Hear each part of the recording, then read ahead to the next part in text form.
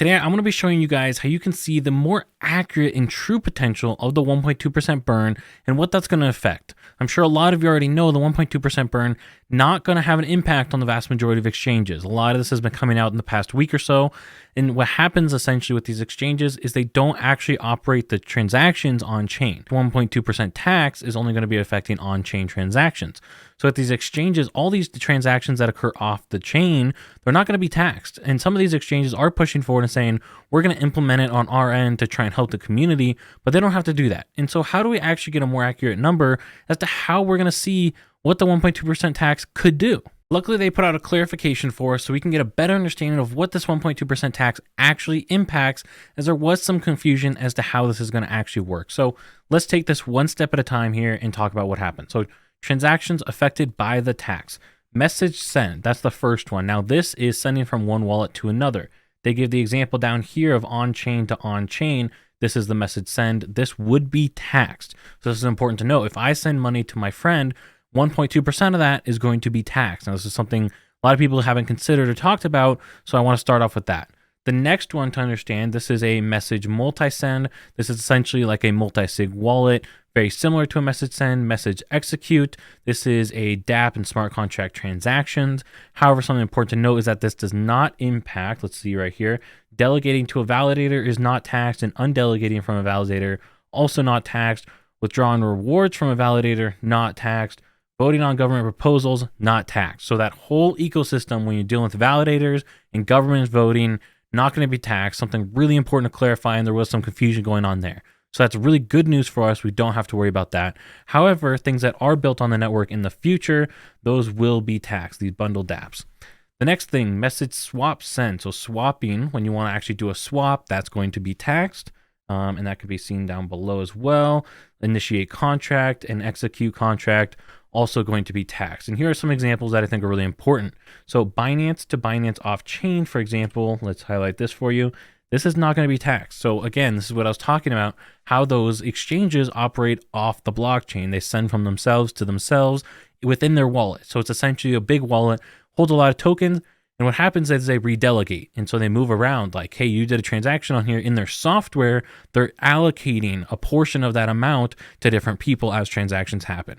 So it's not actually happening on the blockchain, it's in their software. Another important one, you send money over to Binance. This is going to be taxed because this is going from your, for example, Terra Station wallet to Binance. That's going to be a tax transaction. Stop right there. The vast majority of you are not subscribed and don't have your notification bells turned on. Do that right now so you don't miss another video just like this. Send it over to other centralized exchanges as well. This is very similar. It's going to be from your Terra Station wallet or whatever wallet over to a Binance or a KuCoin or MEXC. All that is going to be taxed, as that is on-chain going into their centralized wallet, where then, of course, again, they're going to allocate in their software differently for different percentages depending on how transactions occur. Binance to on-chain. Again, this is coming from a Binance wallet to your personal Terra Station wallet. This is an on-chain transaction. That's going to be taxed. Same with other exchanges. So this is something really important to understand. Oh, and also something that I did miss down here, governance proposals. If you do push forward a proposal, there's not going to be a tax on that amount that it costs to actually put up a proposal. Okay, so how do we determine how much Terra Luna Classic we could actually be burning over time? Well, of course, we can't take this trading volume numbers that we see on CoinGecko, CoinMarketCap, because if we do scroll down here, you guys will see this does include a lot of volume from Binance, KuCoin, a lot of these centralized exchanges. And as we talked about earlier, they're not going to be implementing the 1.2% tax on these transactions, this trading volume. So how do we get a more accurate number? Well, if we hop over to Terra Station, there is a transaction volume number. Now, this is based on transaction volume happening on the blockchain. Now, the important thing to understand here, though, is when it comes to governance, when it comes to delegating to a validator, taking money off of a validator, voting, all that, that is not going to be taxed.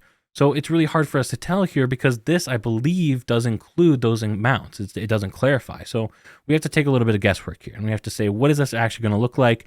How do we get an estimate? Well, if we zoom out here a little bit, let's look at a 14-day, for example. Obviously, we had some really big spikes as far as Terra Luna volume a couple days ago, and now we've kind of calmed down. It died off a little bit. We're at about 150 to $300 billion of volume. So let's just take a low number. Let's take like 170 billion Terra Luna Classic. That's probably the round of volume that we could expect to actually be impacted by these taxes.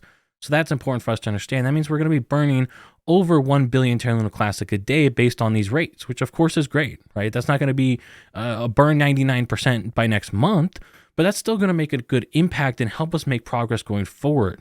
Of course, something that could help our burn and really accelerate and increase the amount of Terra Luna Classic that we burn every day would be these exchanges over here, like Binance and like KuCoin, like all these different exchanges, actually implementing the 1.2% tax on these different trading pairs.